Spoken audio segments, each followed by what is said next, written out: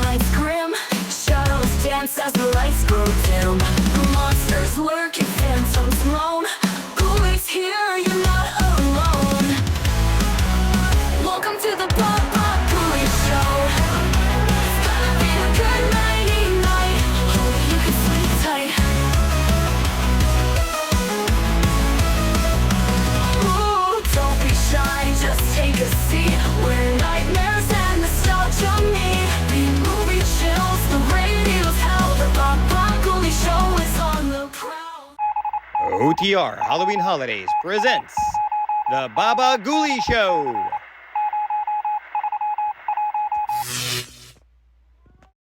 With cartoons from Watchwaddle.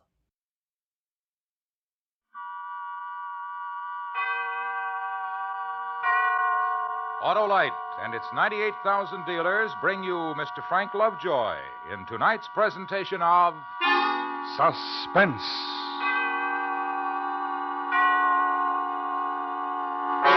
Tonight, Autolite presents a story based on fact, terrifying in its truth.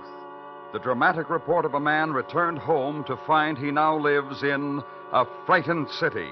Our star, Mr. Frank Lovejoy.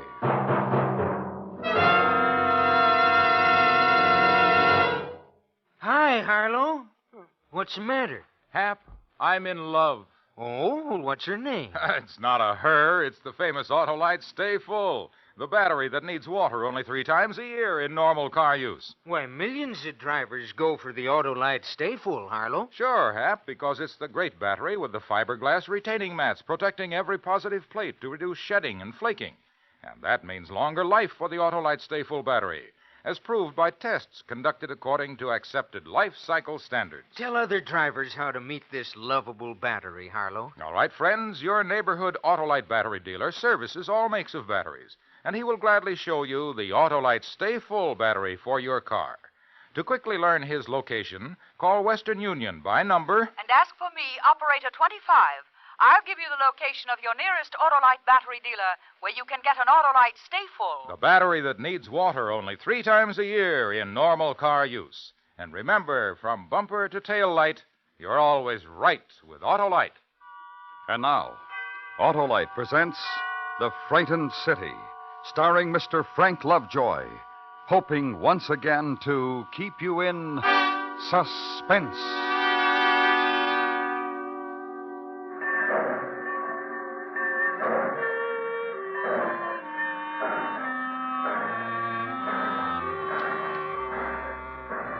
The train pulled out of Easton at 1:20 in the afternoon. It had pulled in 3 minutes earlier. It was a simple thing I had to do then. Watch it cross the bridge over the Wabash, watch it grow smaller, and when it was out of sight, I was finally home. And home was pick up the barracks bag and walk up the small hill from the depot, down into Main Street on an autumn afternoon. Turn left on Sycamore, down 3 blocks, where the houses are painted white, and there's rockers on the porches and wide elm trees in November color, and the far-off sound of a dog barking and the smell of smoldering leaves. And 595 Sycamore Street. Up the path and up the steps. Jane! Janie! Who is it? Janie! Sis! Nick! Oh, Nicky. How's the baby, sis? Oh, fine. He was teething, but he's all right now. I haven't seen him yet. Oh, he's beautiful. How's Johnny?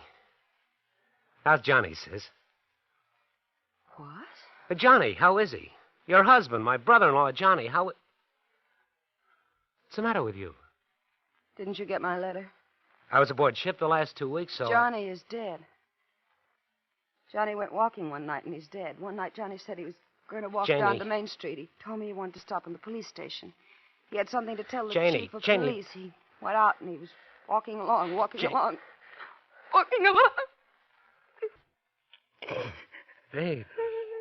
Baby. The car drove by, and someone shot a gun at Johnny. And Johnny's dead. Who? Who shot Johnny, sis? Janie, I'm talking to you. Who shot Johnny? Janie.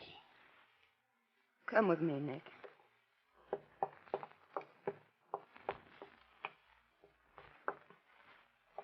Here's your nephew. He's sleeping, and he's my son. He's pink, and he's fat, and he says Mama. He can say Dada, too, but it's a word he won't need. He's a good baby. I love him as much as a mother can love a child. Now, I want to show you something else. I've had it here in my apron, and I've been wondering what to do about it. I found it under my door about a week ago, the day after Johnny was shot. I'll read it to you. Don't talk to strangers. What happened to Daddy can happen to Sonny. Give it to me. My little boy is going to grow up. He's going to play with other boys and laugh and cry when he scrapes his knee on the sidewalk and go to school. Give me the note, and Janie. live a life. No. No note, Nicky. These pieces get burned, get forgotten. It gets forgotten like everything else that's happened. Who did it, Janie? You're back from a war. Let's everything be peaceful now. Look at my son, Nick. The way he wakes up. So peaceful.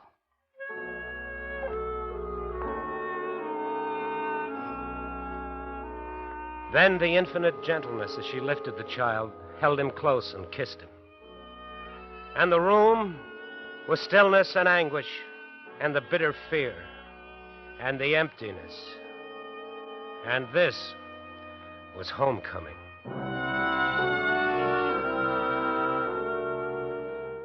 Outside, it was November, the long, quiet avenue, and the glimpse of the coat-sweated woman in her backyard, gathering in her wash, feeling in it the starch of cold autumn wind. Walk to a cross street, then 3 blocks east. Police headquarters. Give a murdered man's name and yours, ask for the chief of police, and in less than an hour be shown into him. Hello, Mr. Crawford. Have a seat. You know why I'm here? Yeah, I do. I just came from my sister. She's scared. She gets threatening notes and burns them up. Why? I don't know. Who killed her husband? I don't know. Now, look, you, this happened to my sister, and now it's happening to me. A week ago, a man walked down the street. He was on his way to see you, and he got murdered. Easy, kid, easy. I've got some things to tell you. Tell me. 4 people saw it happen to your brother-in-law. That night, one of them, a woman, was brutally beaten, tossed into a vacant lot. A kid playing in the trash found her there. 2 days later, another witness got a bomb thrown through his nice new house and almost killed his wife. That's 2. The other 2 won't talk either, like your own sister won't talk. I'm tired, Mr. Crawford. I got a lot of things to clear away. I want their names and addresses. They'll talk to you, huh? They'll talk to me. I want those names. All right. Tell the sergeant in the next office I said you can have them. Mr. Crawford. What? Things have changed in this town. It's different. Hang around. You'll see.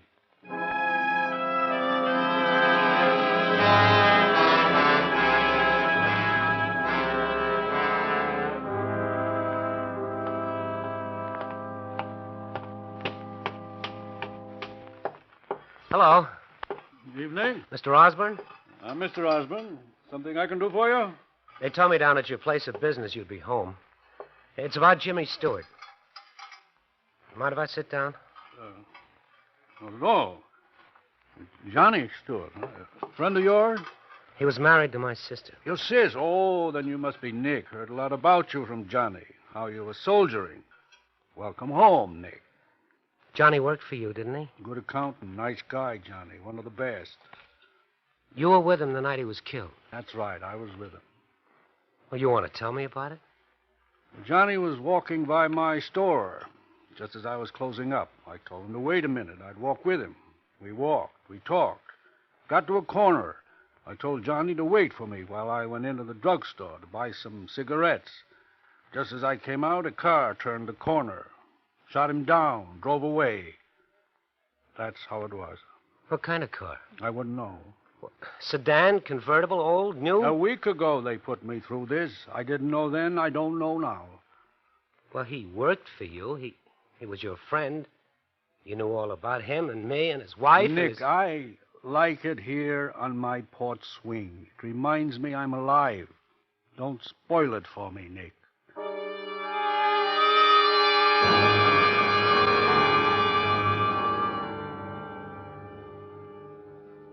Mrs. Mason, you were sitting right here at your window and you saw it happen. You saw Johnny killed. I didn't see it. Well, what kind of a car? Just tell me that. Nothing. Well, the men who beat you up, did you identify them? There were weeds, dirty old tin cans. Please. And they threw me down and kicked me in my throat. Go away. What are you doing in my house?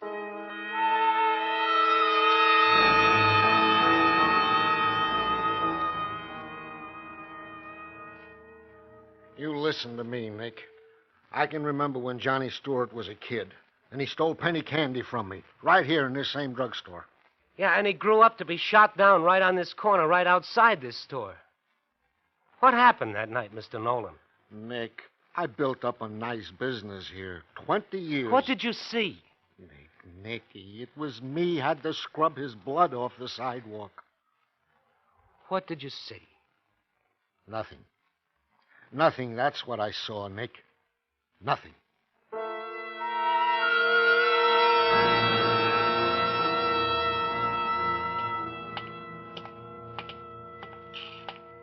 Hi.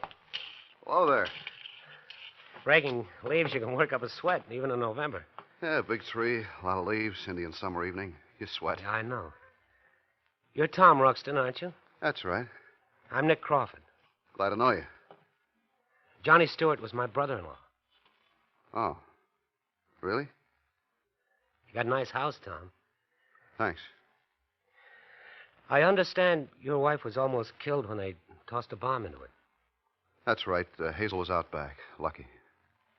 That bomb was tossed into your house because you were a witness to a murder, wasn't it?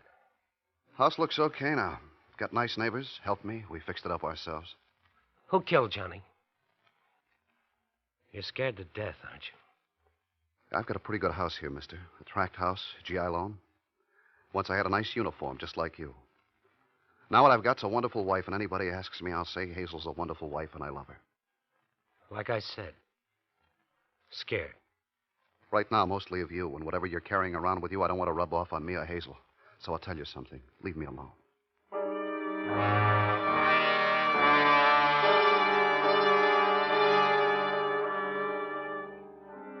When I went outside, it was evening in Easton. The air was chill, and the dew was turning to light frost on the lawns. I walked for a while, and I noticed a thing. The people on the streets. Their stares, their looks over the shoulder at me, the whispers and the turning aside to let me pass. The word had gotten around that Johnny Stewart's brother-in-law was back in town, and he was asking questions. I was being pointed out and walked away from. I'd come home, and I'd come home to a frightened city.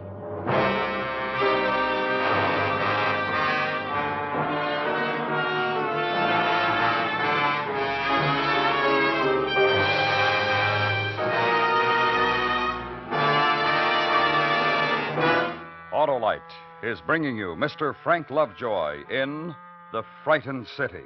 Tonight's presentation in radio's outstanding theater of thrills, Suspense.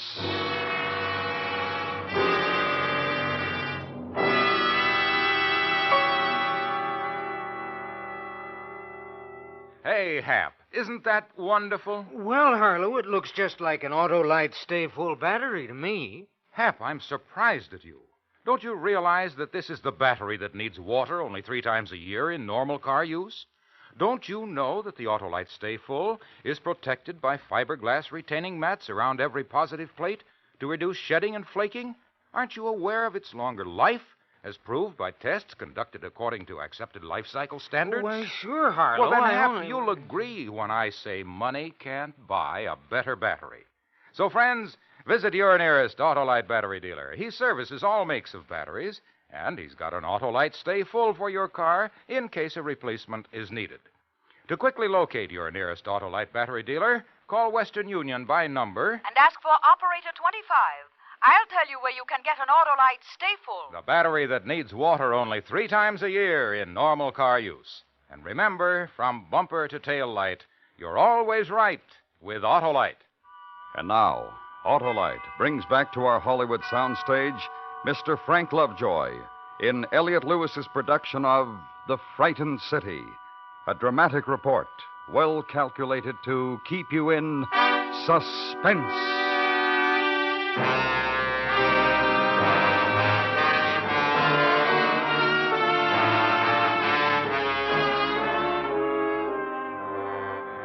The next morning in Easton, clear, bright. Look out the window of an upstairs room where you've slept in an almost forgotten bed. And the glint of sunlight is autumn leaves wet with melting frost. And 3 houses down, the man in the bathrobe darting out of his front door to where the morning paper had been tossed into an evergreen bush. Watch him stalk it, retrieve it, scurry back. Trace a design on a pane of steamed window. And it's almost the way you remembered it. Almost. Nicky, you up? Yeah, come on in. Hi. Hi. You sleep good? Yeah. I heard the kid bawling a little while ago. Woke me up. Oh, he was hungry. He's all right now. Nicky, What? got home real late last night. I waited up a long time, then I got tired and went to sleep. My brother's first night home in 3 years. You'd think you could have managed to get home early enough for us to talk. Well, what do we talk about, Jane? You? What's happened to you in 3 years? But Johnny. Dead Johnny. Murdered Johnny. Your husband, the man you had the kid with. We don't talk about that, huh, sister? Shut up. Janie. I told you, shut up! You're going to yell me into keeping quiet, Janie. I told you. I don't want my baby killed. Johnny was enough. You hate me for wanting to know why Johnny's dead? You hate me for that, Janie? My baby gets hurt. I'll hate you to your grave. You've got lots of new things in the house, Jane. You know, new furniture, new carpets. Looks nice. Looks expensive. Are you coming down for breakfast? How much did Johnny make working as an accountant for Osborne? 50? 60 a week? How much? Nick, leave me alone. New sofa, big green leather chair, new carpet. That costs a lot of money. How did you get them, Jane? Installment plan? Somebody give you a birthday present? How'd you do it, Jane? You got a home hobby? You take telephone subscriptions for a ladies' magazine? Or did Johnny do it? Is that it? How? He steal, he rob, he kill? Nicky. Tell me.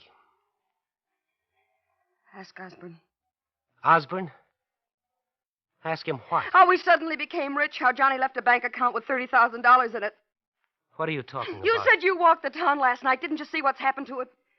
See what? People walking into back rooms, shops with no customers open late, men paying newsboys with bills and not taking change, or newspapers.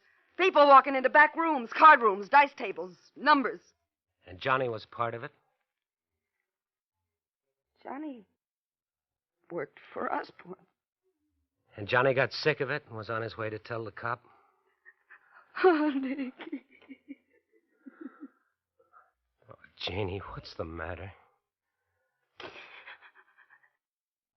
If you tell anybody what I said, I'll swear you're lying. My baby, Nick, my son. I just died. That's what you did to me. You just died.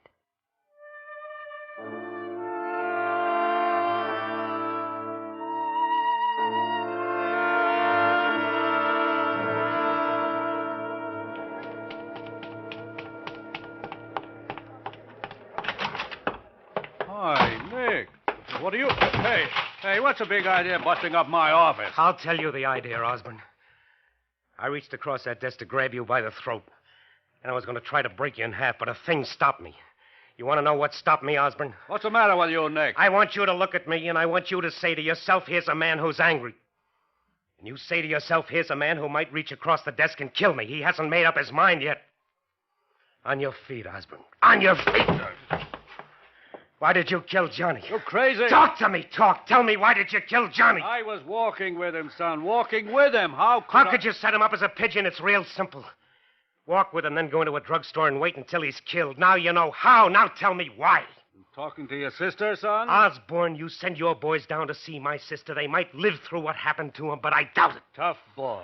Soldier boy. Here's what's else, Osborne. This town suddenly stinks. Dice rooms, card rooms, numbers, and everything that goes with it. My brother-in-law gets a shiny garbage disposal, a new grand piano, real fine rugs, and a large bank account. On how much a week? 75 accountants make about that, don't they? We could start you at about 300. Be polite, Mr. Osborne, to a guy who's talking. 500. Polite, Mr. Osborne. That's the word for just now. I could kill you, Osborne. Think about it with me. Here we are in this room. You, the man who's got the whole town of Easton so scared that nobody has a friend anymore. Takes a powerful man to frighten almost 20,000 people, but you did it. Anything happens to me, Nicky boy, you'd get 1 block from here. Let's think about that, too, That's huh? what I'm coming to. Then there's me in this room, and you're afraid of me, and that makes me pretty big, too. But I'm not going to kill you because this is my town. And it used to be a pretty good town. The uniform and the flag and the fist, that's all you need? And there's law and there's people who need to know what's happening here. I'm going to tell you what I'm going to do. Get proof, Nicky? How? About 8 o'clock tonight, I'm going to take a walk, and I'm going to take the same walk that Johnny did. And I'm going into that drugstore, and I'm going to make a phone call. A long-distance call to St. Louis to a newspaper guy I know. And then it's going to be in the papers about a frightened city. And the reporters will come here, and they'll find out, Osborne. You're getting real scared, baby. You mean it about taking that walk tonight, Nick? I mean it. Maybe we'll bump into each other. We will.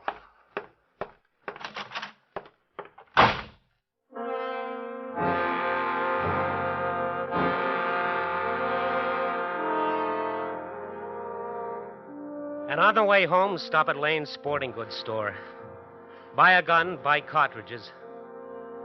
And Mr. Lane is all business. No good evenings. No, how have you been, Nicky? Just ring it up on the cash register and not look at you and walk quickly away from you when it was done. And the walk home. Small town held in November twilight. Inside the house, try the new piano.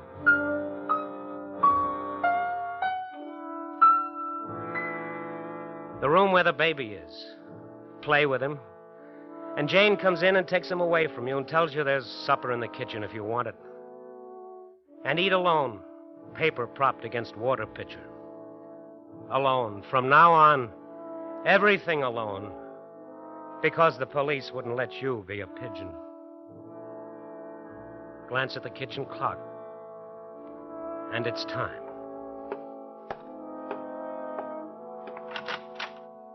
You going out, Nick? Yeah, Where? just for a walk. Will you be late? Maybe. Don't wait up for me.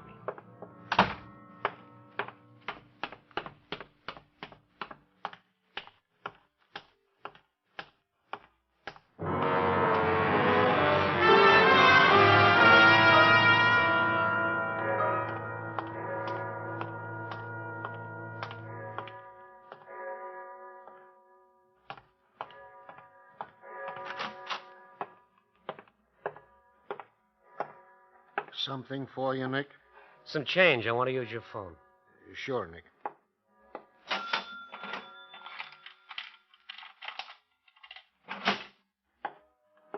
Here, Nick. Thanks.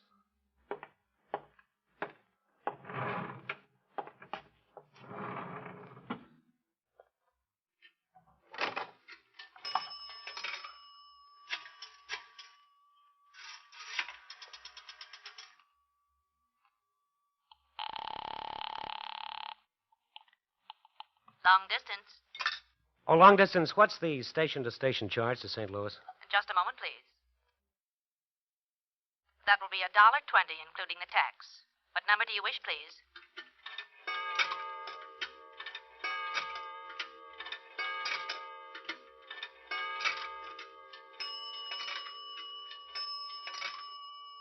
number are you calling in St. Louis, please? Pick a number. I'm sorry, sir, but you must... Don't be sorry. Get anybody you want to talk to in St. Louis. Have a talk on me.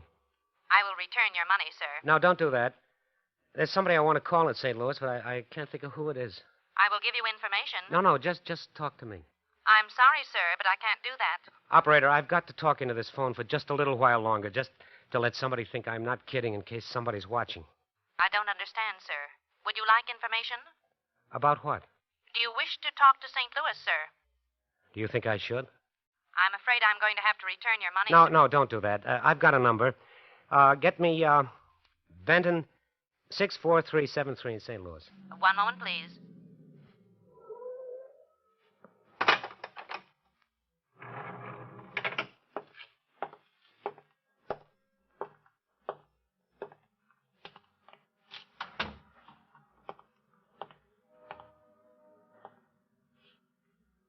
Nick!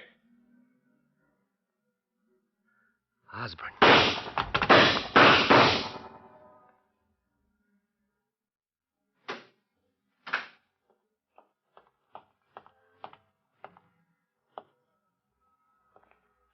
Nick. Oh, Nick. Sorry, soldier. And just think, you could have died on a battlefield, not in your hometown.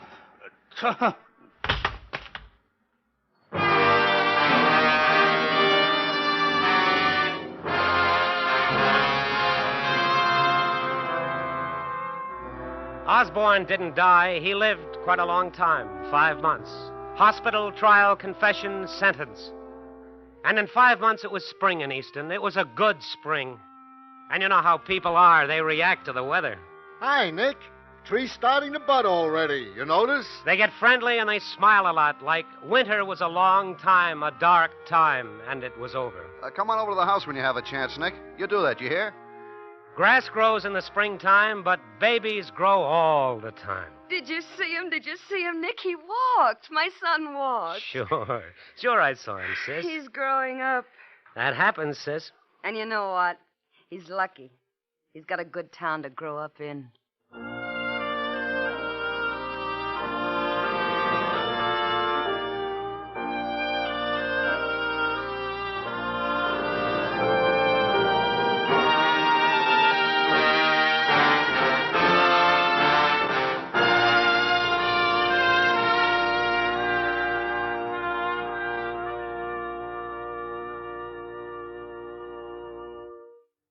Suspense. Presented by Autolite. Tonight's star, Mr. Frank Lovejoy. This is Harlow Wilcox, and here once again is our star, Frank Lovejoy. This was your first appearance of our new season, Frank, and we want you to know we enjoyed every minute. Thank you, Harlow, and thanks to Autolite for making it possible. You've had some wonderful shows this season, and next week's promises to be one of the best. Ladies and gentlemen, if I may, I recommend that you be sure to listen to Death and Miss Turner, starring Miss Agnes Moorehead. Yes, Frank, it should be a great show, brought to you by one of the great names in American industry, Autolite, and its family of 98,000 distributors and dealers in the United States and thousands more in Canada and throughout the world. Our family also includes the nearly 30,000 men and women in 28 great Autolite plants from coast to coast and Autolite plants in many foreign countries, as well as the 18,000 people who have invested a portion of their savings in Autolite. Every Autolite product is backed by constant research and precision built to the highest standards of quality and performance. So remember, from bumper to tail light, you're always right with Autolite.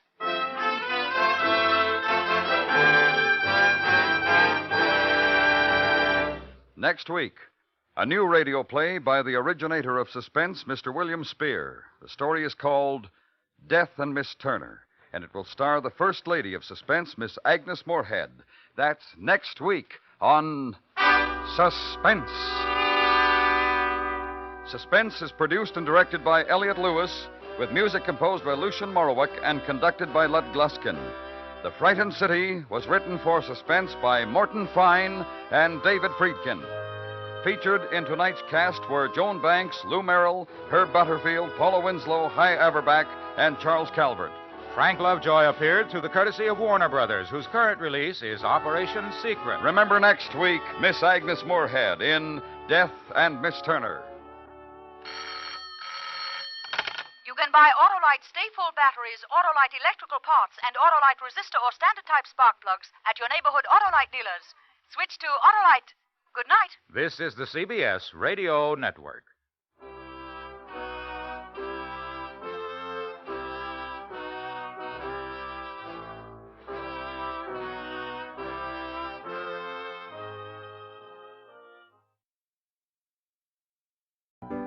It's intermission time at the Baba Guli Show. Time to refresh yourself and visit our snack bar. Got a yen for some hot popcorn?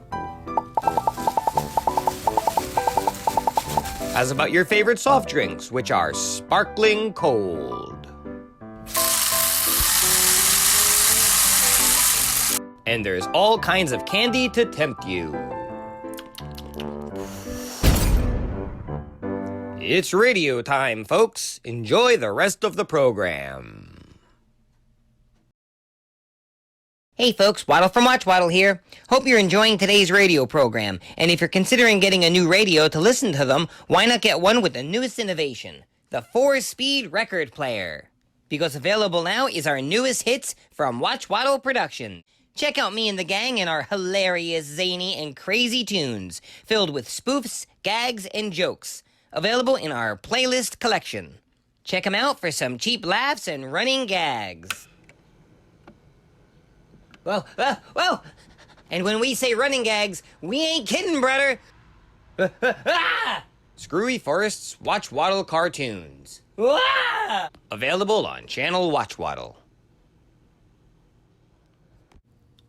During the intermission, our radio show brings to you a cartoon for the record.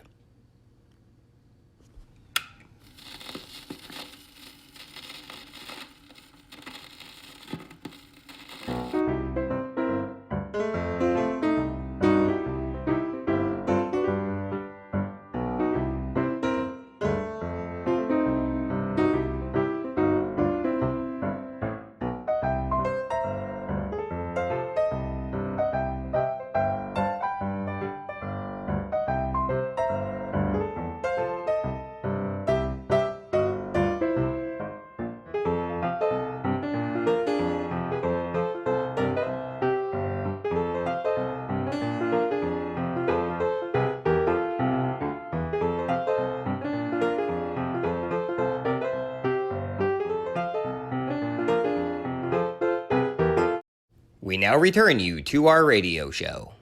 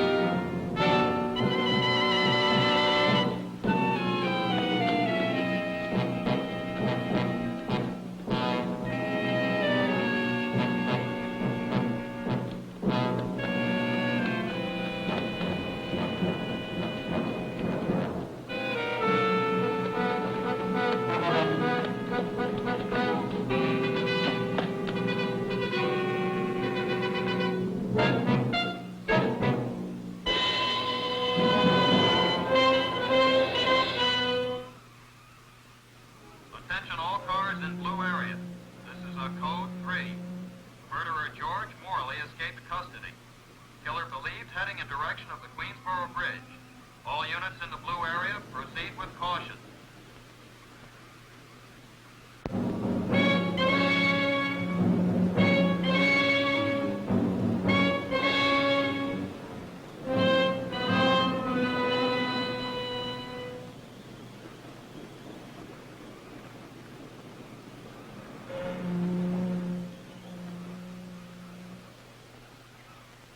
Don't jump, Molly.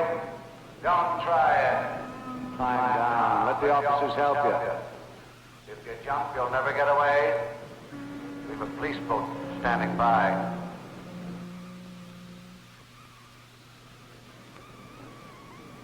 Keep them away! Do you hear me? Keep them away! Isn't that George Morley, the murderer? Yeah, he gave up like a lamb. They can find a sponsor for anything nowadays. Keep them away! You hear me? Take them away! Doctor, I can fire a few shots over his head. Out of the question. Might scare him into jumping. Driver, can't you find some way out of this? No chance, lady. Traffic's backed up to 72nd Street. You haven't got a chance, Morley. If you don't come down now, we'll wait till you have to. Take them away! Hey, you, no spectators in there. Hey, how did you get through the line? I'm Dr. Hamilton, James Hamilton. Yes, what is it, Doctor? I think I can help you. No, you don't need a doctor. He hasn't jumped yet. I'd like to talk into that microphone for a few minutes. How about it, Morley? You coming down? Listen, I'm a psychiatrist. Please, Doc. I've read about Morley in the papers. He's an obsessive of highly suggestible mentality. Of what? What I'm trying to say is, he might respond to suggestion. I'd like to try. What harm will 5 minutes do? I've been trying for a half hour. 5 minutes? All right, here's the mic. Morley, this is Dr. Hamilton. I want you to listen to the sound of my voice. Watch the searchlight.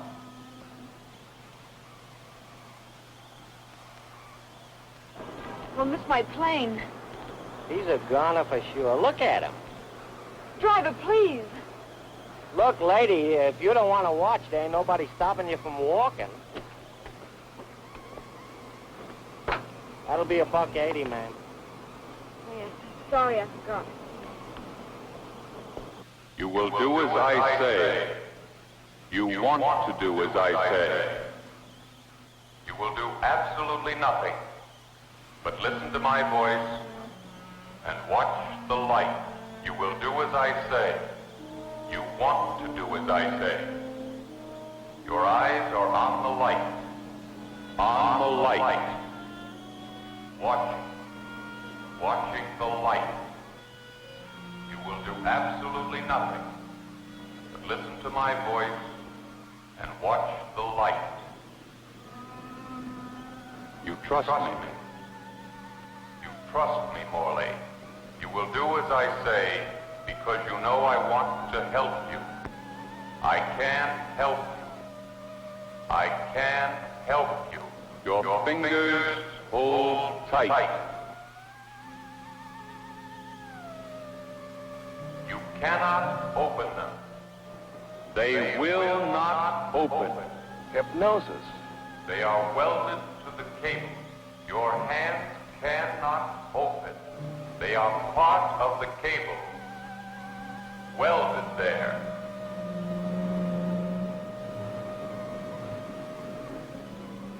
Morley, let your fingers open. Open. Open. That's right. Let them open. Let them open.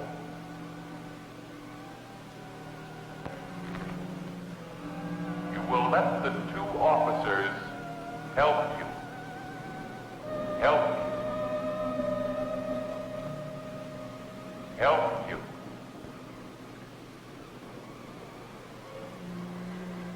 Let me have your name again, Doctor. Hamilton. Well, we'll call you if we need you. Hey, Doc, we wanted a statement.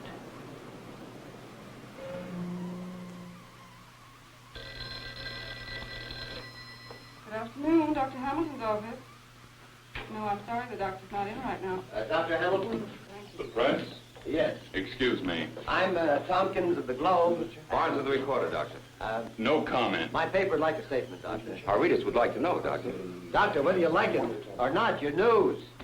Is it true that you put Morley in a hypnotic trance? No, it's not true. I use no hypnotherapy, and I don't like being referred to as a Park Avenue Svengali. Well, you are a hypnotist, though, aren't you, Miss Doctor? Ames, will you cancel my appointments for the rest of the day? Like many psychiatrists, I often use hypnotism in my work. But you can't deny what so many people saw. You put that murderer in a definite trance. Morley happened to be a criminal of high suggestibility, of very low intelligence. I used simple suggestion, and it worked. It was very little more than a game they used to call animal magnetism in the days of Coué and Binet. Now, since you gentlemen won't leave, you'll excuse me if I do. One question, Doc, before you go. Please. We know he killed 3 young women. That's right. Now, in each case, there was no motive. No sex, no robbery. Can you tell us why? A drive to kill, that's all. The man's a killer through and through. Sorry, I'll have to leave you now, gentlemen.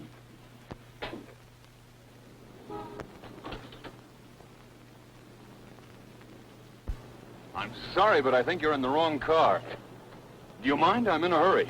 I'm not another reporter. No, I'm not. I only want to talk to you, Doctor. I'm sure you'd be lovely to talk to, but not today. Come on, out. Please, Dr. Hamilton, I need your help. You could have called my office and made an appointment. I tried, but they told me you were booked up months ahead. Keep trying. Look, miss. Ann Summers. Miss Summers, this town has almost as many psychiatrists as taxi drivers. All you have to do is whistle. Are you always so flippant? You always use such heavy perfume? You have any trouble finding the car? None. Parking attendant? Parking attendant. Well, what is your case? I don't know. Last night... You were at the bridge. Yes, I was on my way to the airport, flying to London. And the traffic jam made you miss your plane? Well, yes. Almost, yes. I found myself unable to open my hands as you spoke. It frightens me. And then this morning I read in the papers your statements about people often being highly suggestible. Yes, but I was referring to the criminal mind. I hope you haven't made the haywire conclusion that because you're suggestible, you have a criminal mentality. I don't know. It's ridiculous. Forget it. Well, there are moments when I feel and then I keep running away. You're a very lovely girl, and I'd much rather take you to dinner than take you as a client. I don't take friends as patients or make my patients personal friends. What I'm trying to say, Miss Summers, is I won't take you as a patient. It would only waste your money and my time. Hey, Doc! Excuse me. Hey, boy. Doc Hamilton!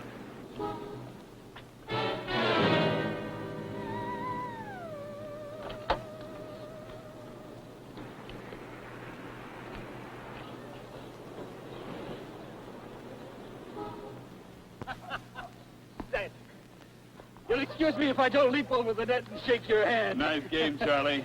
I think I shall have to hang up my racket and resign myself to the minor pleasantries of old age. What'll you have to drink? Got any old scotch? Waiting for you. Here we are. Help yourself, will you? I'm not having any. You on the wagon? I've got a history department meeting tonight. I've often debated whether I should get drunk before or after these things. Tell me, what's new in 18th century Europe?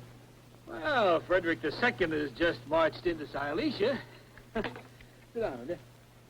That was quite a carnival act you got yourself into last night. If I knew a good psychiatrist, I'd have my head examined. Oh, what you need is a wife. I had one once. I don't make the same mistake twice.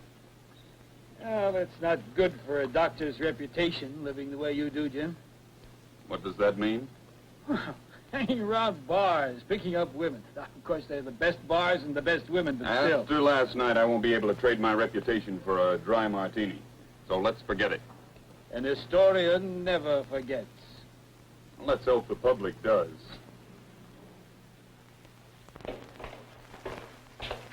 Good morning. Telephone, Doctor. Who is it? Police Department, Inspector Blackburn. Okay. Dr. Hamilton speaking. Yes, Inspector, fine. How are you? Oh, about that Morley. I see. Very possibly a traumatic effect. Well, yes. I've been wanting to study Morley for my own research as well. I'll be glad to. By all means. I'll drive up later this afternoon. Fine. Fine. Is that a new perfume you're wearing, Doctor? No, same one I've always used. Yes. Yes, this is Dr. Hamilton's office. An appointment? No, I'm sorry. Well, all right, I'll write it down. Miss Ann Summers. Well, I don't know. Oh, just a moment, please. Hello, Miss Summers. This is Dr. Hamilton. Yes, I can take you. Where are you now? Fine, you can come right over. Oh, I meant to tell you that you forgot to... Hello? She hung up?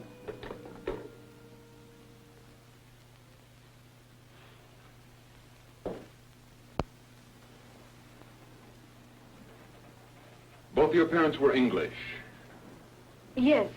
and you've never studied German. No. Then why should you be reading a novel in German? German? Why do you ask?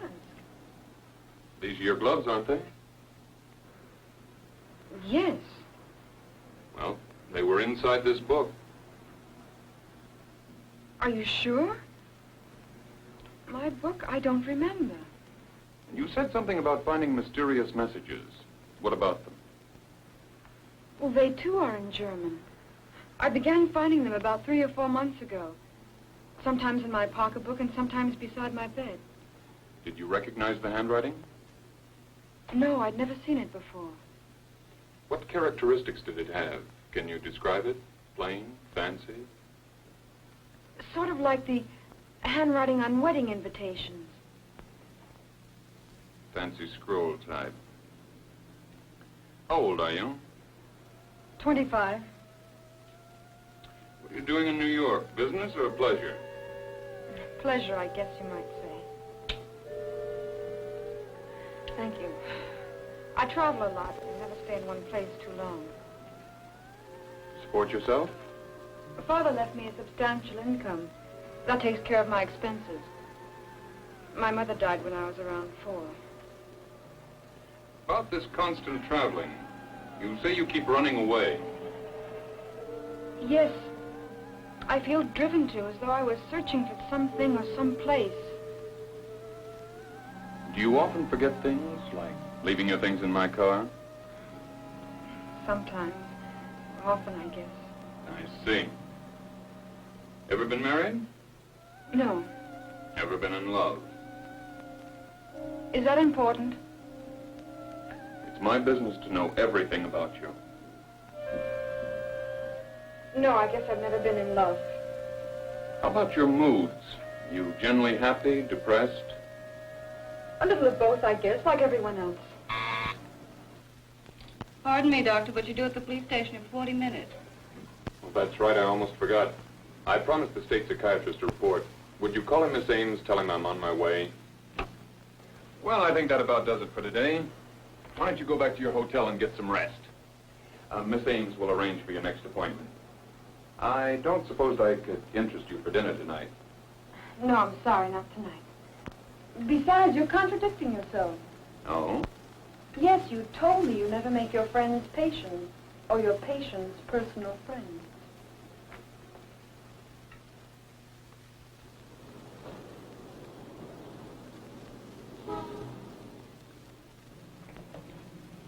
Oh, he hasn't said a word since the bridge. Just won't talk. I'd like to see him alone. Oh, not a chance. Hey, you're visiting a murderer. Don't you forget it. He might decide to swat a fly, or he might decide to strangle you. I can handle it. Okay, Joe, open up.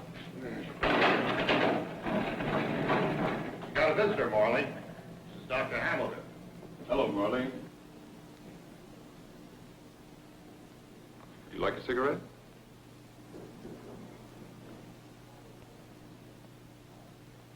You know who I am? You can call me Jim. Your first name's George, isn't it? It's okay if I call you George? Can you see this flashlight, George? I want you to keep your eyes on it. You'll feel very restful. It will help calm you inside and help you to forget. Watch the light. Keep your eyes on it. It makes you sleepy, relaxed, sleepy. You want to sleep, to forget, relax. And as I count to 10, your eyelids will close and you will be asleep.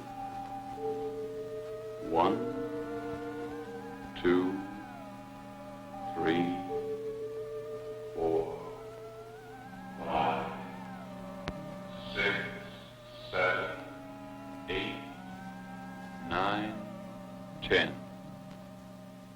You are asleep. How old are you? Oxine. What? Oxine. You will speak in English. How old are you? 18. But you told me before you were 25. I am 18. Who taught you to speak German? That is a stupid question. You spoke German as a child? Naturally. Are you a German citizen? 9. I was born in Vienna. Where did you live as a child? Many places. Where? We had a summer house in... A summer house? Ich kann mich nicht erinnern. I said to answer in English. Do you remember other houses? Tall wild chestnut trees. Wild chestnut trees. Was it in the country? Yes. In the country. Dogs barking. Your dogs? No. But a lot of dogs? Yes. Dogs, horses. Fox hunting? No. We did not live there, only... Only what? Was it a hunting lodge? Yes. Hunting. Did something happen at the hunting lodge that you were trying to forget? Try to answer. He... Someone hurt you? Nein, ich kann es nicht. Speak in English. No, I cannot kill you. I cannot kill you. No, Rudy, darling. Let me go first. I am such a coward and I love you so. You take the revolver first. Drop your hands. Drop your hands. Do as I say. We cannot live without each other. We must both die. You will think of other things. Something happy.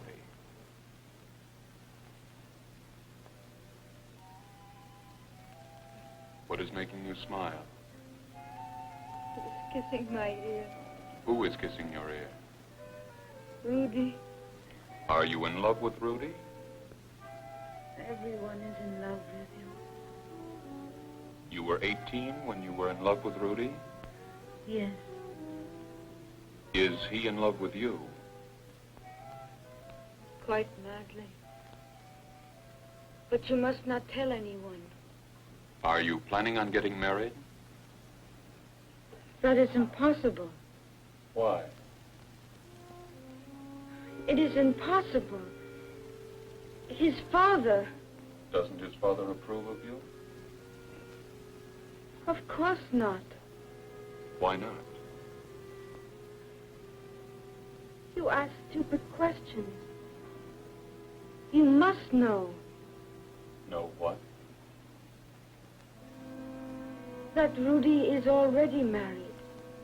Did all this happen in England? No, Where? hunting lodge. Vienna? Yes, near Vienna. Everything is so beautiful. The smell of spring. White lilacs. Why were you going to England? England? Is Rudy there? I do not know. When was the last time you saw Rudy? That night. That night at the hunting lodge? Yes. All right.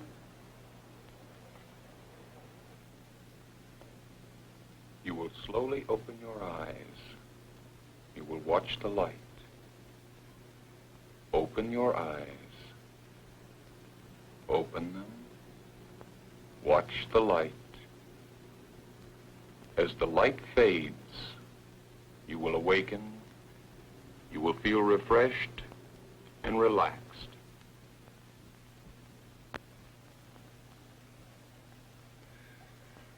How do you feel? Fine. Headache? No.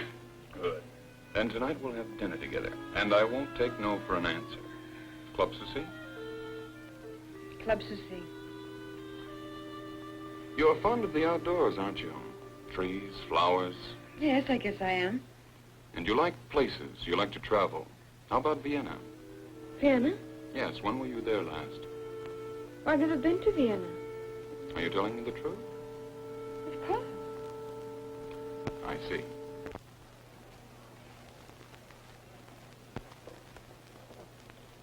Would you like to order, Doctor?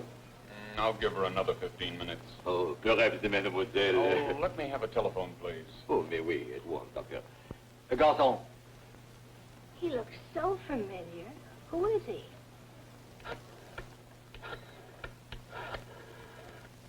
Oh, of course, that bridge thing. He's that hypnotist. Doctor, my dear. Quack. What a charming quack he must be. I've been thinking of changing my analyst.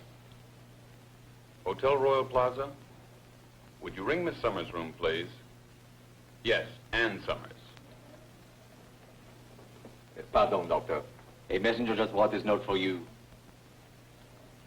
What do you mean she isn't registered there? Ann Summers. She told me... Oh, all right. Thanks.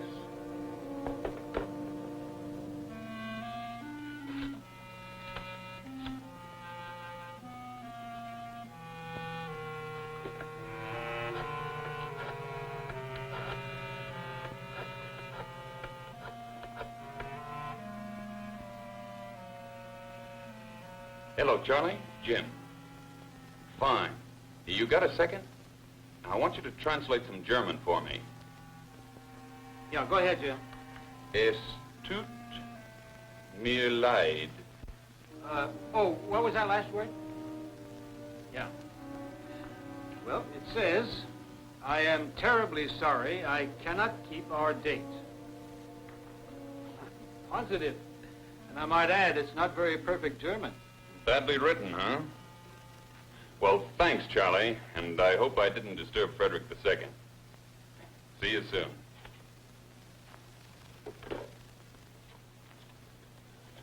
Captain. Oui, monsieur. I'll have my dinner at the bar. As you wish, Doctor.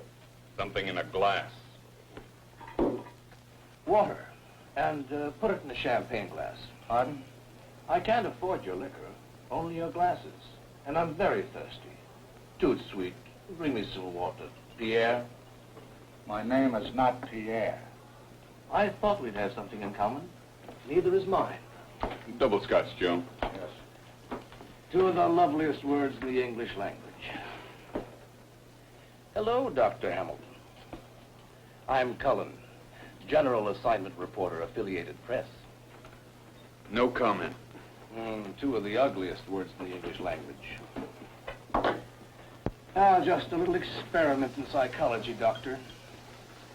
I sit here with a champagne glass, and am taken for a sociably acceptable lush. When the truth of the matter is, I'm socially unacceptable, despite the popular euphemism, a gentleman of the press. I am not a lush because of a peptic ulcer, and my doctor's orders that I can drink only milk or water. So, here I sit, drinking water from a champagne glass, just because I can't stay out of bars. What do you think of my case, Doctor? If I told you, you'd worry. I like to worry. You've got a peptic. What do you want to shoot for, duodenal? In my case, it really doesn't matter. Here I am, sitting next to a big story. And he won't even talk. Office hours end at 5. Yours do, not mine. How about it, Doc? Any repercussions on this Molly thing? Okay. Live by that sundial of yours. But one of these days, I'm going to come into your office before 5. Pour vous, Pierre. Live a little.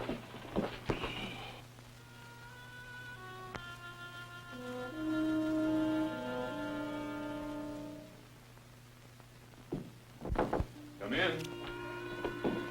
Dr. Hamilton, Miss Summers. Come in, Miss Summers. I don't like my patients to lie to me. Did I lie to you? I'm terribly sorry. You told me you were staying at the Royal Plaza Hotel. That wasn't necessary. No, it wasn't necessary. Are you afraid of me, Anne? I was, a little, but I don't think I am anymore. Still, you wouldn't have dinner with me. But you don't And understand. this note. At least you could have written it in English. I sent you a note?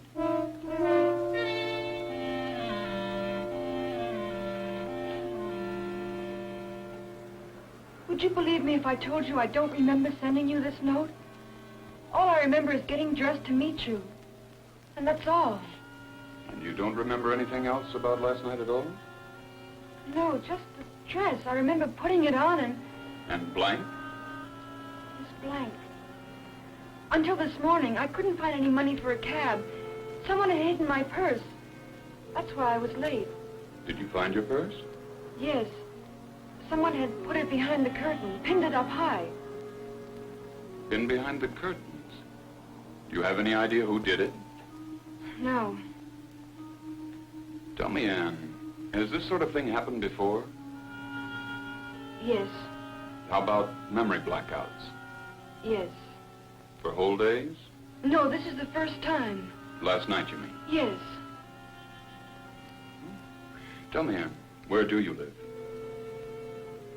87 Sutton Place. Alone? No, with a friend of the family. I stay there whenever I'm in New York. All right.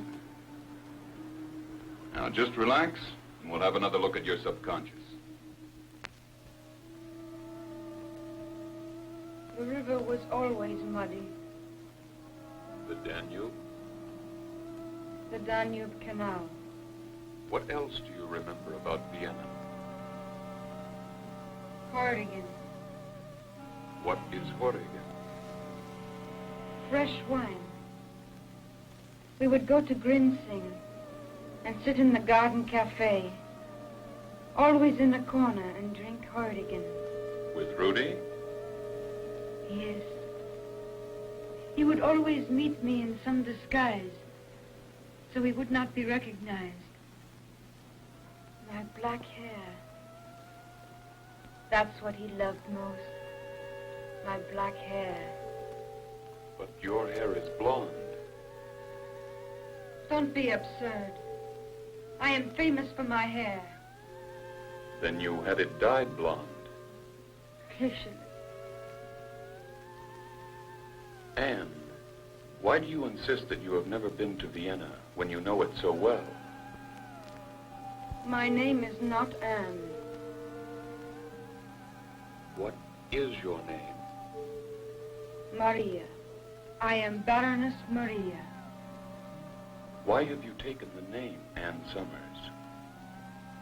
That is her name, not mine. Split personality. Then you are the Baroness Maria, and she is Anne Summers. Of course. And you are 18. I told you that. And you have black hair. I am very beautiful. Even Loshek will tell you. Loshek? Rudy's valet. Don't you know him? I remember the icy roads to Vienna. The coach wheels. You mean the car wheels? Coach wheels. We stopped in Baden to change horses. We... Go on. To change the horses. Why do you ask me these questions? I'm trying to help you. You're trying to kill me. You don't really believe that, do you, Anne? Not Anne, Maria.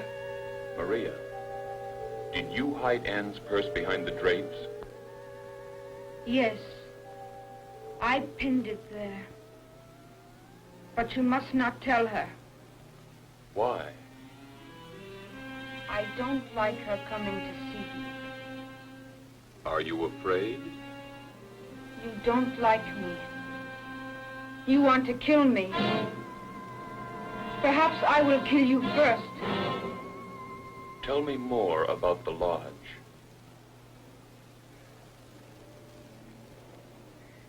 Little angels. All colors painted on the wall.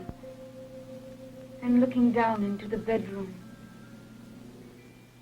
The music box.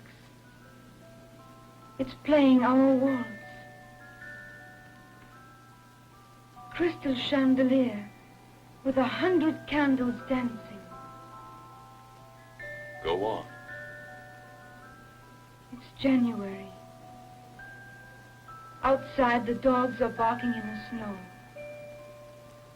But we are so warm inside. You said January. What year?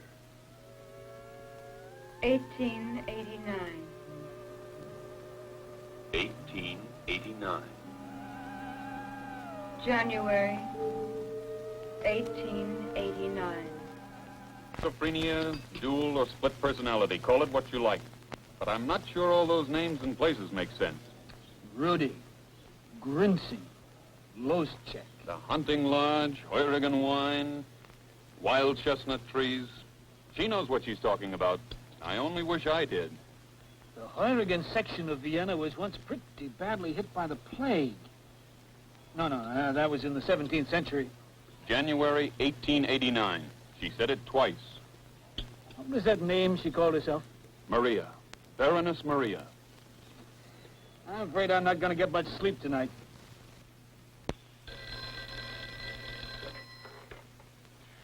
Yes?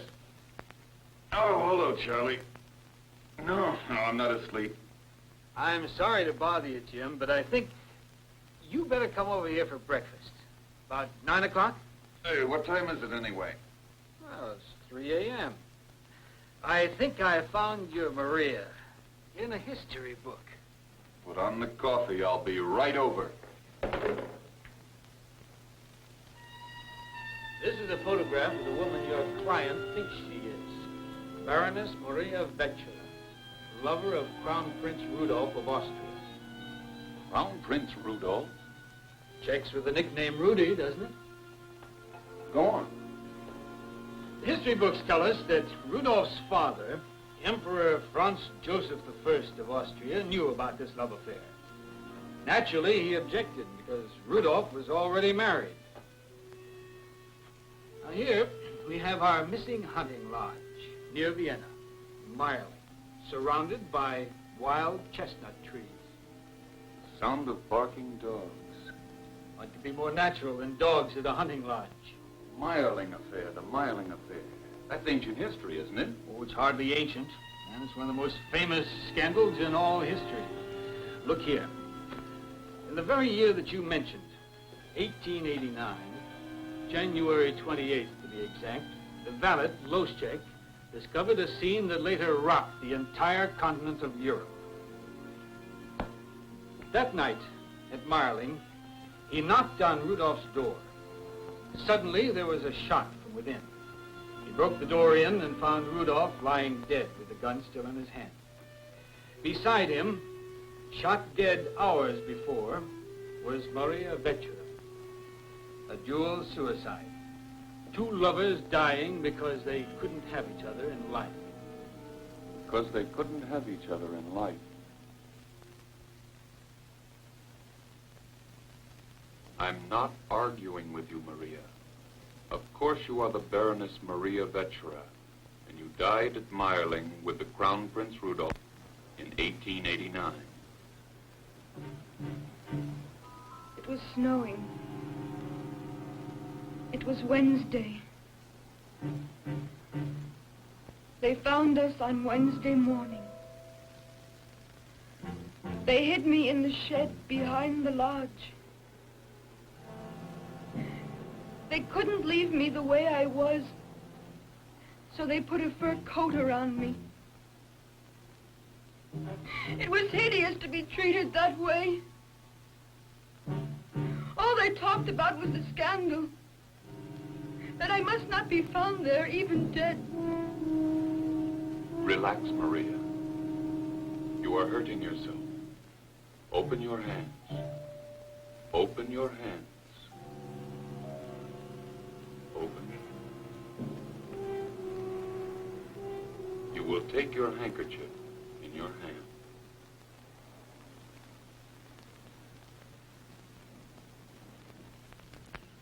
And dead took me in the coach back to Vienna.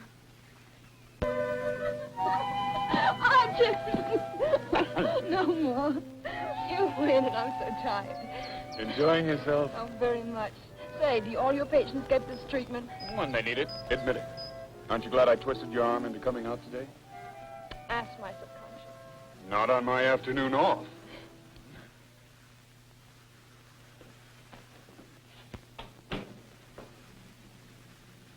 Hi, honey. What can I do for you, sir? I'm a very sick man.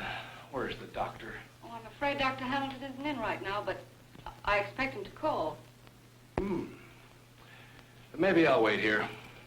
I don't think he's the kind of doctor that you want. Well, he's a vet, isn't he? My cat's expecting another litter, and I'm a very sick man. Have you ever tried to give away cats in the city of New York? Don't let me get on your nerves.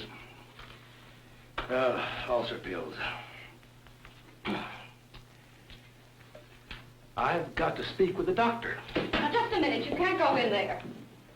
Now, look at that beautiful couch. You know, honey, I didn't get much sleep last night. If the doc calls in, tell him I'm here. My name's Cullen. And please, honey, wake me up in about 20 minutes.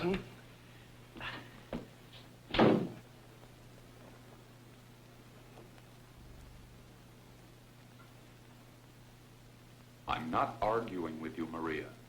Of course you are the Baroness Maria Vetsera, and you died at Mayerling with the Crown Prince Rudolf in the year 1889.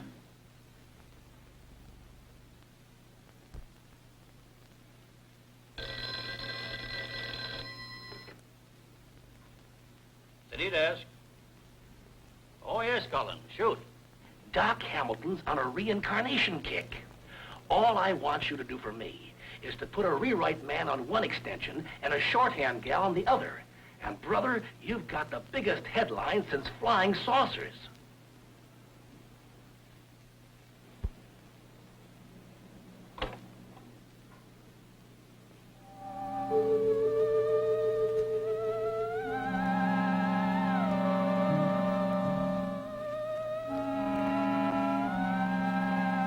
dead, they took me in the coach back to Vienna.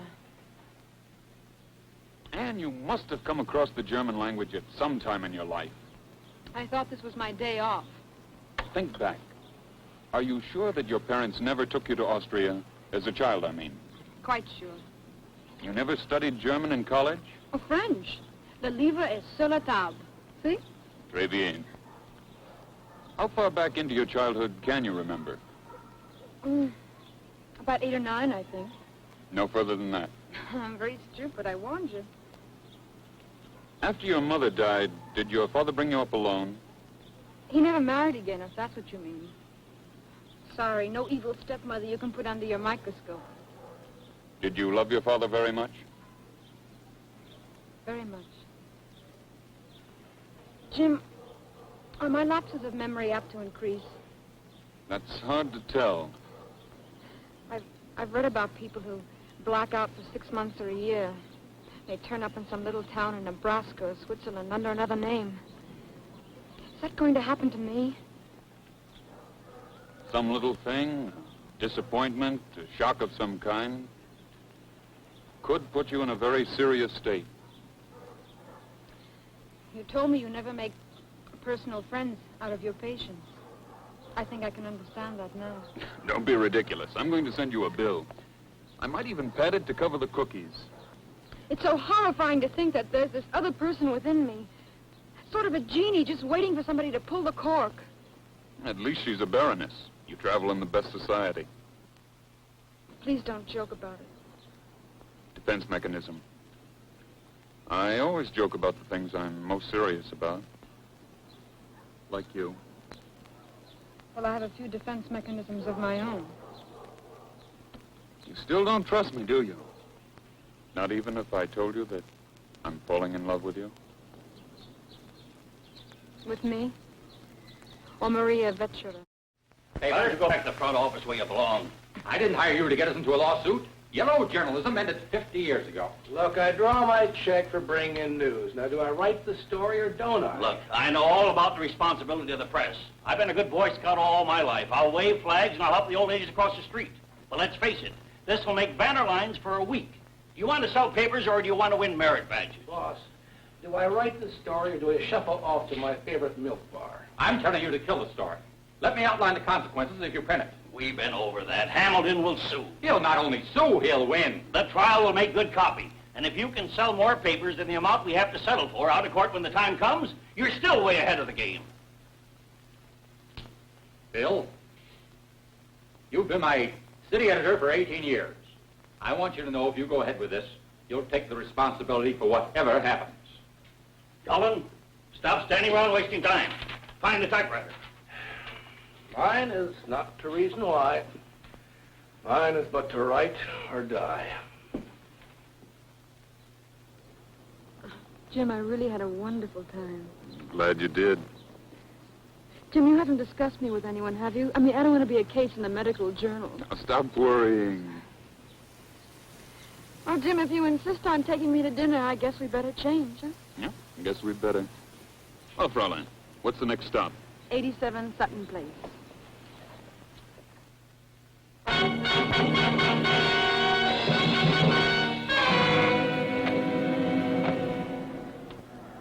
Oh, Cullen? Send him right in. Hi, Doc. I just came by for a statement. Did you do this? Who else? It's a lie, all of it. How could you be so moronic? I've had practice. Age regression. Coney Island psychiatry that went out with a dinosaur. Doc, you gonna sue? I want a retraction, and quick.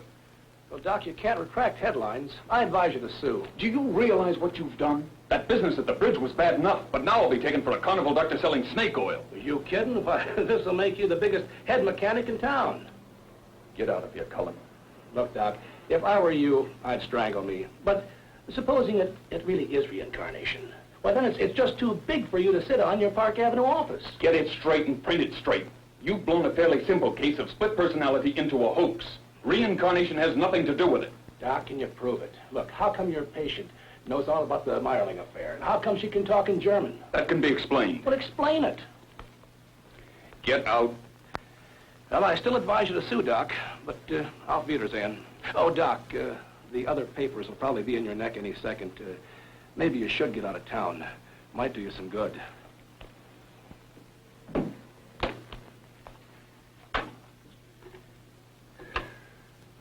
Miss Ames, I am not into anyone. Oh, Miss Summers? No, I'll talk to her. Put her on, please.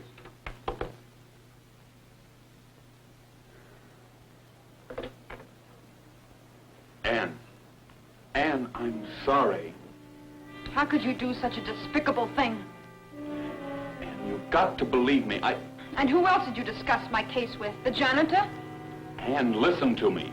The sound of your voice makes me sick. I've mailed a check to cover your services. And you can cancel the rest of my appointments. I never want to see you again, Herr Doctor. Anne! Maria!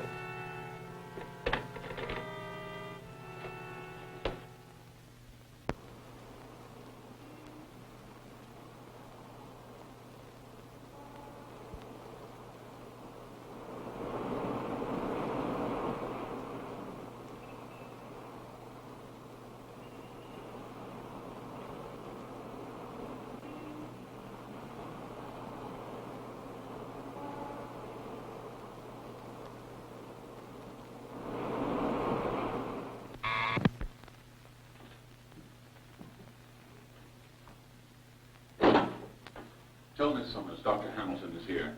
Miss Summers has gone out, sir. I'll tell her myself. See here, sir. Where's her room? What is going on here? Where's that gentleman? I've got to see Anne. I'm Dr. Hamilton. Yes. I read the papers this morning. Anne is in danger. Philip, you will show the gentleman, as you call him, to the door and through it. Will you listen to me? She's in danger, I tell you. Take me to her. Philip, I think you'd better call the police. Yes, ma'am. If Anne has been in any danger, it has been through you. I would very much appreciate your saving me from the embarrassment of the police. And you're wasting your time. Anne left here a full 20 minutes ago. Where'd she go?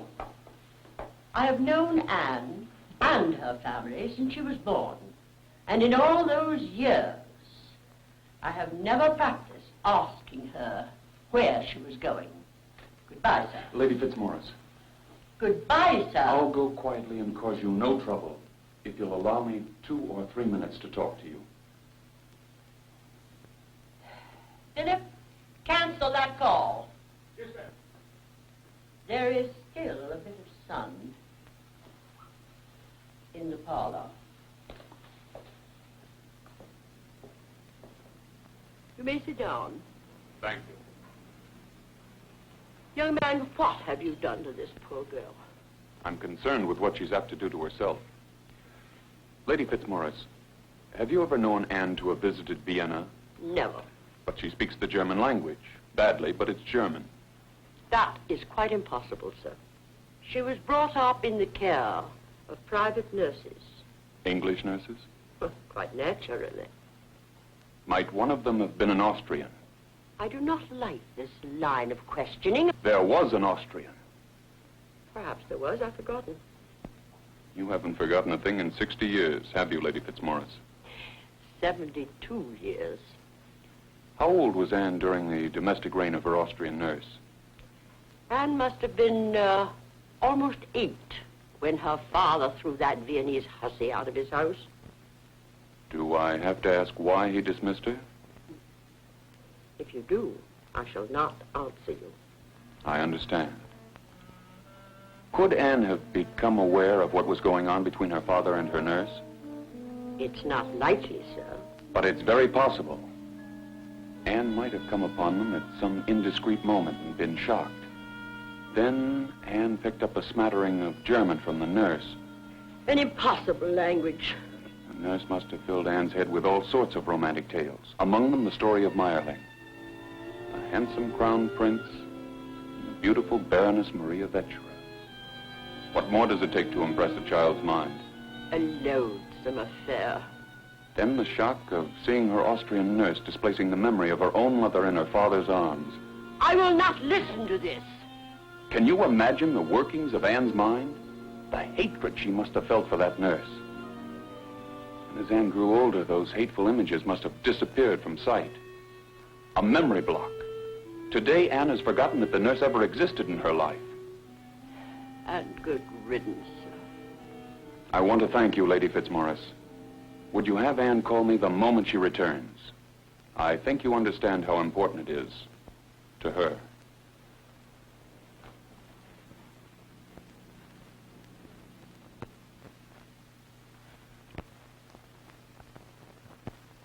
There's a gentleman here from the police, sir. Thank you, Charles. Did you send him in? You may come in, sir. Dr. Hamilton? That's right. Lieutenant White. Homicide. Homicide? I don't have a warrant, but if you insist, I'll get one. Warrant? Homicide? Say, what is all this? It's about Ann Summers. Anne? What's happened to her? Well, that's why I'm here, Doctor. Here's a translation of a letter we received this morning. It was written in German. To whom it may concern, this is in the interest of Ann Summers. Dr. James Hamilton has been trying to kill her. My mind cannot overcome the fear that he has at last succeeded in his deed. Signed, Maria Vetsera. But this is ridiculous. Psychiatrically, Ann We're Summers not interested in the big words, Doctor. We're interested in the facts. But there are no facts. This letter suggests the possibility of your having killed Ann Summers. Well, maybe it was written by a crackpot. Maybe not. Maria Vetsera doesn't exist. She's a figment of Anne's imagination. Before you start accusing me of anything, why don't you check? Oh, we have. There's no such person. Look, Doctor, we're not accusing you of anything. I'm just here to check. Okay. Help yourself.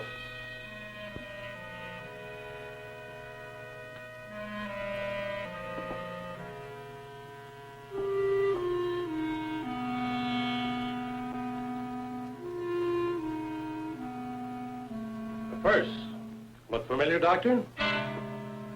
Oh, traveler's checks. About $2,000 worth. All signed by Ann Summers. That makes them negotiable, doesn't it? Oh, handkerchief. Looks like blood. It is. I can explain that. It's Anne's handkerchief, all right. She cut herself in my office the other day. Relax, Doctor, relax. We haven't got a murder case yet. A murder case? But we do have exhibits A, B, and C. But the police do not share the cafe gossip that Miss Summers, possessed by the person within her, has run off in search of her historical lover, Crown Prince Rudolf. How does it sound? You must be proud of yourself.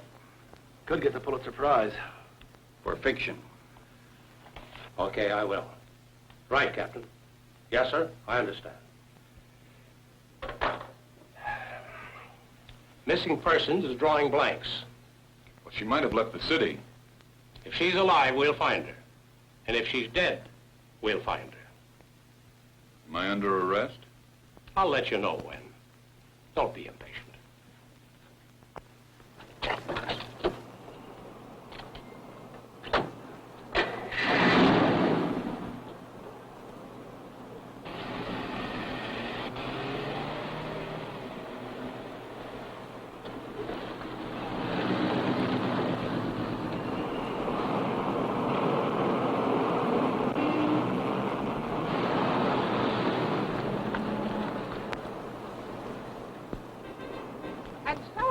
To him, imagine, I said, I could have been Mary, Queen of Scots. It's getting terrible, really it is.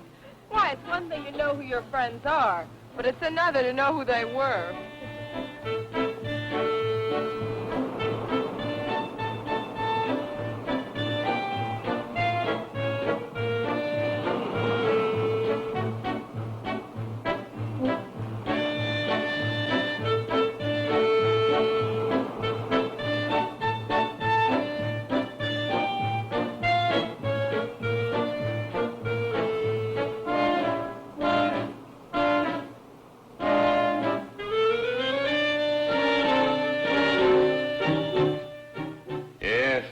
Being followed.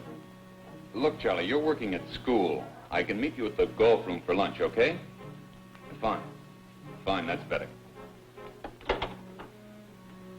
Say, why don't you ride with me? They may need your car for something important.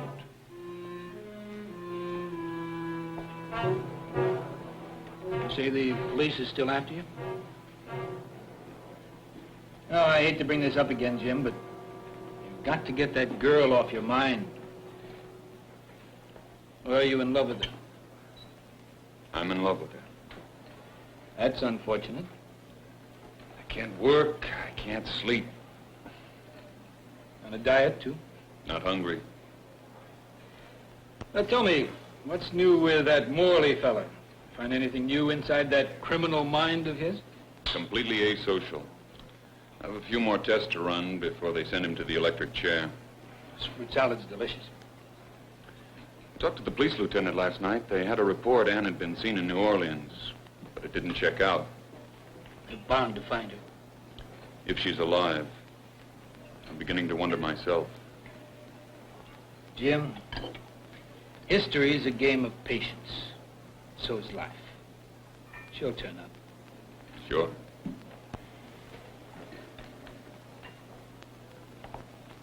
Don't look now, but my fan club just arrived.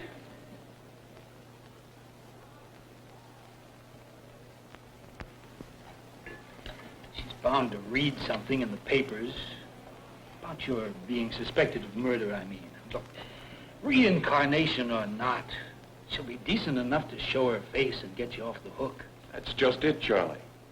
The person of Maria has taken full possession of Anne. And Maria hates me. She's loving every minute of this. One woman with two such different personalities. And it's Maria that you've got to look for, not Anne.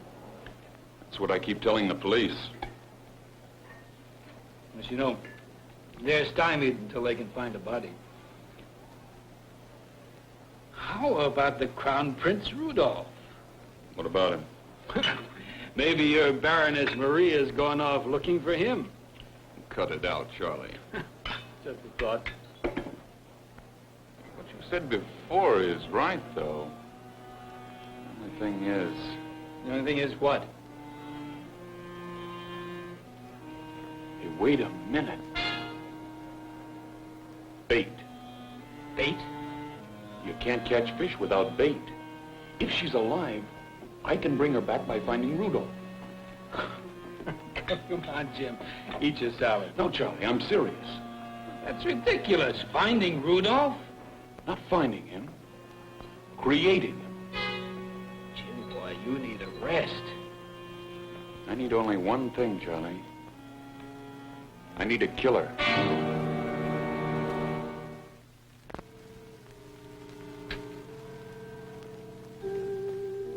Your subconscious will remember everything I say. Your name is Rudolf von Habsburg. You are the Crown Prince of Austria. Repeat that. My name is Rudolf von Habsburg. I am the Crown Prince of Austria. Repeat that to me. No, Maria. I would rather die with you than live without you. You know what to do with the gun then, don't you? Yes. Everything I have put in your mind will remain in your subconscious. You will remember nothing when you awaken.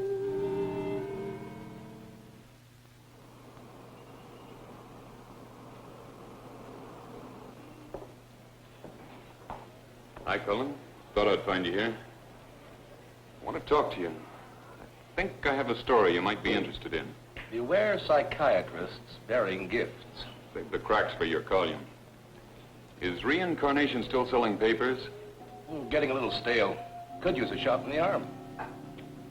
Would it make headlines if I told you that I found the reincarnation of Crown Prince Rudolf? What are you trying to hand me? I'm serious, Cullen. 1 chance in a billion and you found him? Not even my readers would believe that. I did. Think of it. 2 lovers reunited after nearly half a century of death. Sam, bring me a scotch. Reincarnation with a sex angle. Make it a double, Sam. Who is your crown prince? That's my secret. You want to hear the recording? Well, if I print it, you know what it does to you. Sam, put these on my tab and drink them yourself. Come on.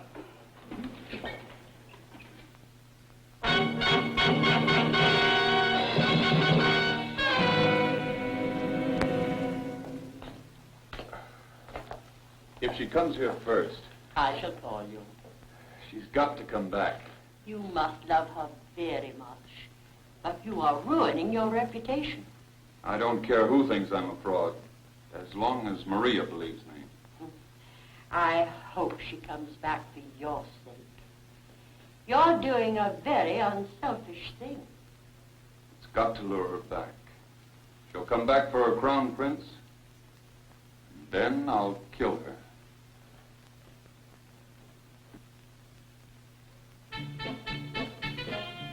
The news broke this afternoon that Dr. Hamilton has come up with the living reincarnation of the Crown Prince Rudolf of Austria. Some of the principals involved in this story, which has become the sensation of the country, are here on film, brought to you exclusively by this television station. Here's the house at 87 Sutton Place, the last known location to be visited by the girl who calls herself Maria Vetsera. And here's the beach house on Long Island belonging to the controversial Dr. James Hamilton.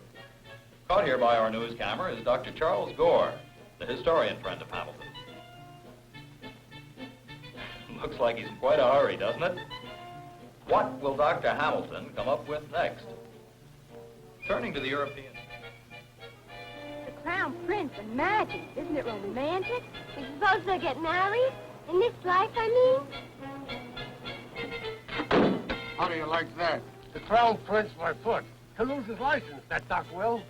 Believe me, if I was the commissioner, I'd pull him in on the bunco charge. Oh, if you were the commissioner, big man. I swear to it, Bill, I don't know what pigeon he dug up for this Crown Prince bit. Could have been anybody. Even you. Bad chance. Look, see if you can find out who. I'll keep the story open. Now then, what about the criminal he's been brain reading? Might be something for the feature page. Yeah, you mean Morley. I had Doc Hamilton tailed by one of our fellas the past 2 weeks. Came up with some good information. Let's see, on Monday, he saw Morley from 10 to 10:40, and then again on Thursday, and then 3 times last week. Hey. What? This could be our pigeon. Morley. It figures. The Crown Prince behind bars. Yeah, think of that in print. Listen, I'll go over and check on this, and if it's true, watch out. One will be behind the book. At the knock on the door, you will pick it up and fire. You will pick it up and fire after the knock. Now look here, Doctor, we can't go along with that. You will close your eyes and hear nothing. No sounds, nothing. I told you I must have a killer mind for this. I understand that, Doctor. But are you sure that you told the district attorney exactly what you're doing? Look, the only reason you haven't pinned a murder on me is because you can't find the corpus delicti. If you charge me and Miss Summers turns up suntanned after a few weeks in Florida... Yeah, you could pin our ears back in any court. Well, our case against you is closed the minute that we see Miss Summers alive. All right, let's get on with it. You can hear me. You can hear my voice. Open your eyes.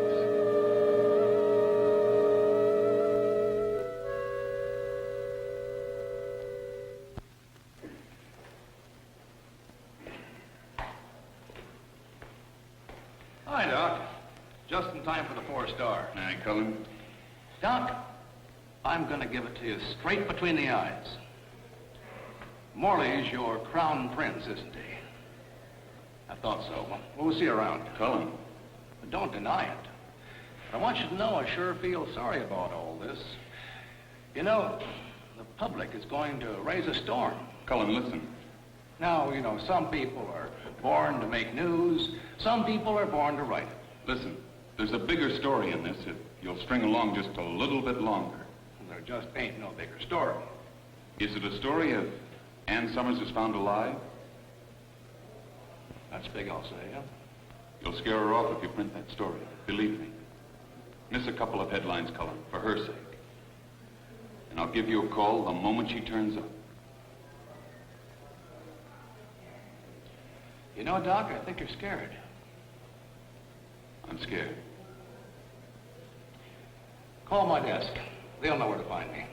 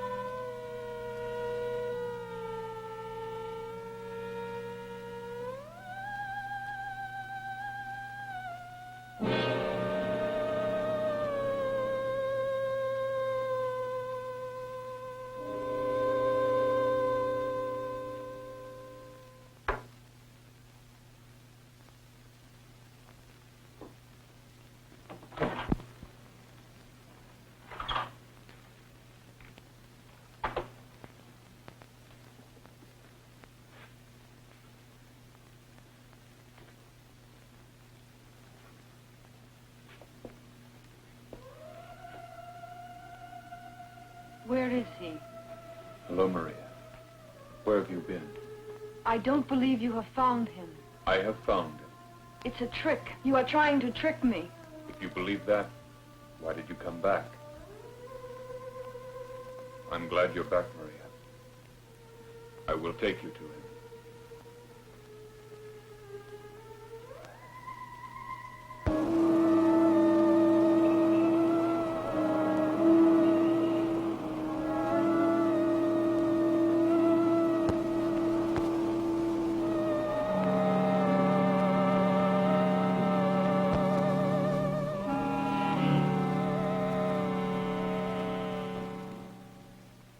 What is this place? Rudy is here. He'll be here in a moment. Dr. Hamilton, Stay here. this is a fine time of night to be doing a thing like this. You brought her back. Aren't you satisfied? Yeah, that's her, all right. Did Cullen get here yet? Yeah, he's in the press room. Give me about 3 minutes, then bring Morley in. Where can I take her? Right there. You can use my office.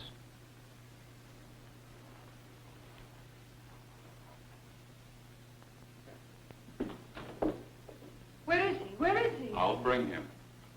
But rest first, Maria. I will bring you Rudy. Sit here and wait for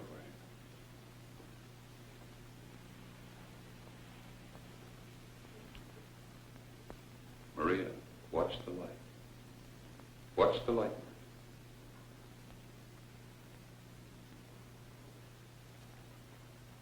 Watch the light. Keep your eyes on the light. On the light. Your eyelids are closing. Slowly closing.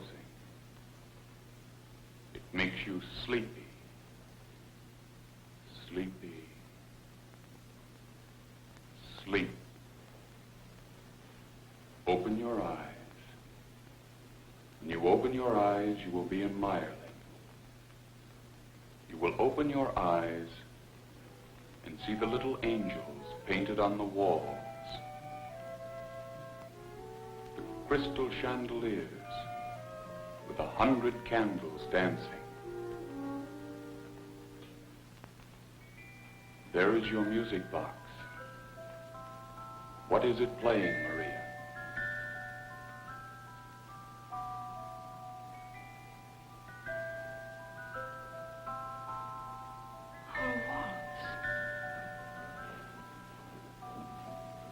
I will leave you.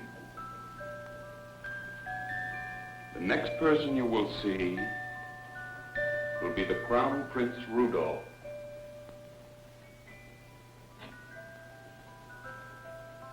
You will see only your Rudy.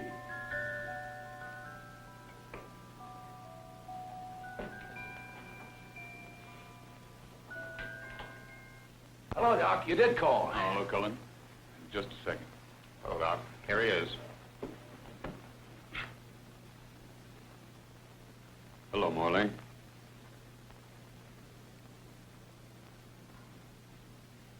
Mayerling.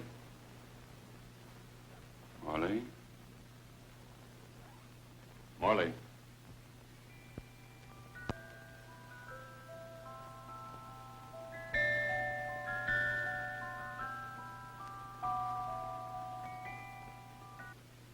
Who are you? I am Crown Prince Rudolf. All right, Warden.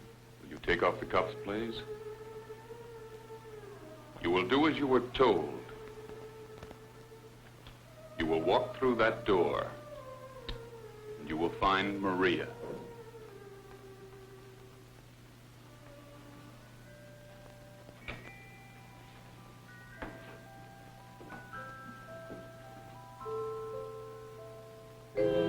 Darling, how much I have missed you. I have been followed. The Emperor sent Loshek after me. So now your father has a valet, a lackey, spy for him. Oh, Rudy, you're so strong. It's so good to be in your arms again. Maria.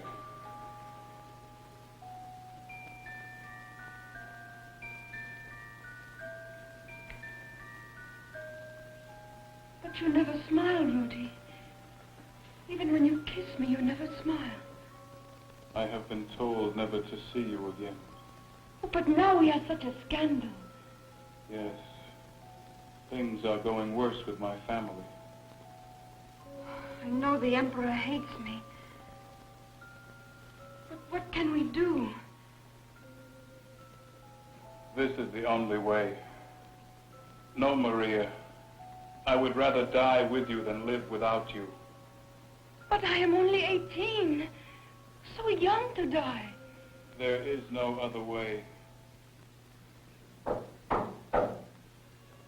Jack.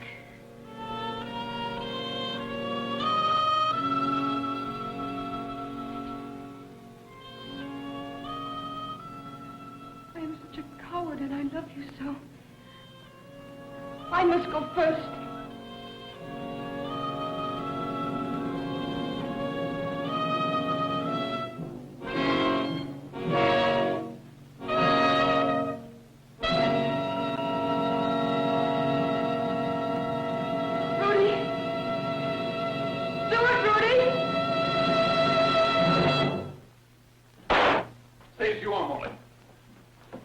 Now awaken, Morley.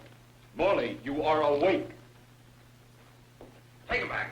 And Blanks in the gun. The top of the whole thing is this. Hamilton had to use a real killer. Why? Because only a real murderer would have pulled that trigger even under hypnosis. And you will slowly awaken. You will forget everything that has happened in this room. Maria Vetsera is dead. Dead, Anne. You will awaken. You are coming awake. You feel refreshed. Awake. You are Anne Summers. Anne Summers.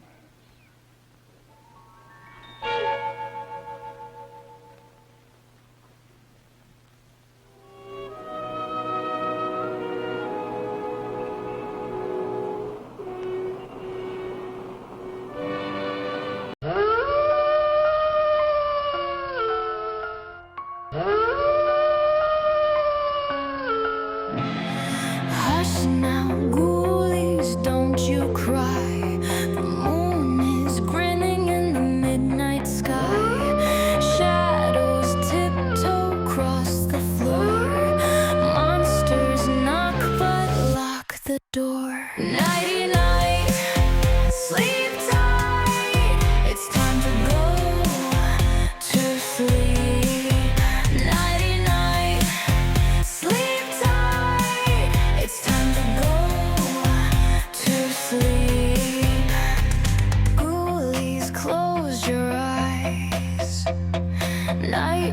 Monsters whisper lullabies, creeping, crawling, don't you peek.